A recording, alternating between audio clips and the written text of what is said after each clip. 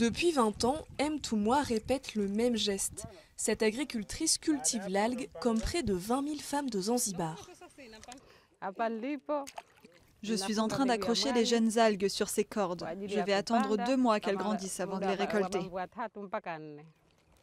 Une fois séchées, les algues sont exportées aux États-Unis, en France, en Chine, pour être utilisées dans des gélifiants alimentaires, des cosmétiques ou des médicaments. Alors qu'à Zanzibar, les hommes occupent habituellement tous les secteurs d'activité, les algues emploient 80% de femmes. C'est la principale source de revenus pour M. Toumoua et sa fille, mais peut-être plus pour longtemps. J'ai commencé à travailler dans ce domaine il y a 20 ans parce que je voulais augmenter mes revenus pour subvenir aux besoins de ma famille. Mais en ce moment, je suis découragée parce que les prix chutent. J'espère que ça va changer. Des baisses de salaire liées à un marché qui étouffe depuis le début de l'année. La cause principale, la concurrence indonésienne et philippine qui cassent les prix. Si Zanzibar reste pour le moment le 3e producteur mondial d'algues, en mars, l'archipel en a exporté 411 tonnes, soit moitié moins qu'en 2015 à la même période. Cette entreprise, l'une des plus grosses de l'île, dresse le même constat. Les profits de la compagnie ont chuté de 8 000 $ depuis le début de l'année. On doit réduire les prix.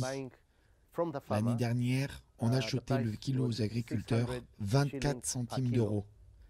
Et maintenant, c'est 16 centimes le kilo. En Tanzanie, on doit être compétitif. Sinon, ils n'achèteront pas nos algues. La désertion des acheteurs s'expliquerait aussi par la baisse de la qualité des algues de Zanzibar, liée selon plusieurs experts au changement climatique.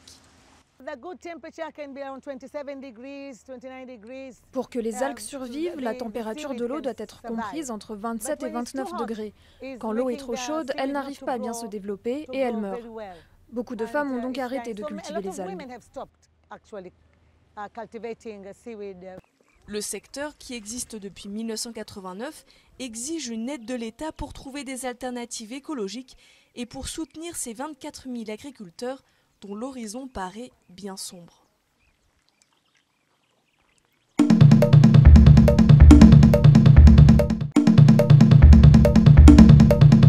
Le roi du Bahreïn, Hamad Ben Issa Al Khalifa, a affirmé mardi au Caire le soutien de son pays à l'initiative du président égyptien Abdel Fattah Al-Sisi de créer une force arabe conjointe pour faire face aux groupes djihadistes. Je veux vous assurer que nous soutenons votre initiative de créer cette force militaire arabe conjointe pour faire face aux dangers qui nous menacent. Ce projet ambitieux de force arabe commune proposé par l'Égypte et entériné en mars 2015 par la Ligue arabe n'a toujours pas vu le jour en raison des réticences de certains pays membres. L'expansion du terrorisme et de l'extrémisme est une menace pour nos pays et nos peuples.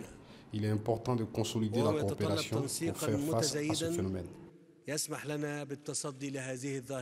La visite du roi de Bahreïn au Caire intervient après celle début avril du roi Salman d'Arabie Saoudite qui avait également apporté le soutien de Riyad à la création à l'initiative égyptienne.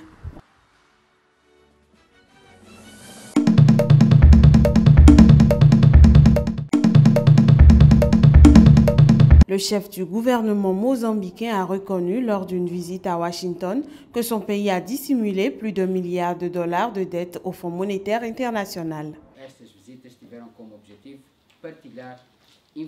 L'objectif de la visite du Premier ministre à Washington était de partager des informations sur des garanties que le gouvernement a apportées à des emprunts contractés entre 2013 et 2014 et dont le FMI n'avait pas été informé à l'époque. Ces garanties ont été émises en faveur de l'entreprise Poindicus en 2013 pour un montant de 622 millions de dollars américains et de l'entreprise Mozambique Asset Management en 2014 pour un montant de 535 millions de dollars américains.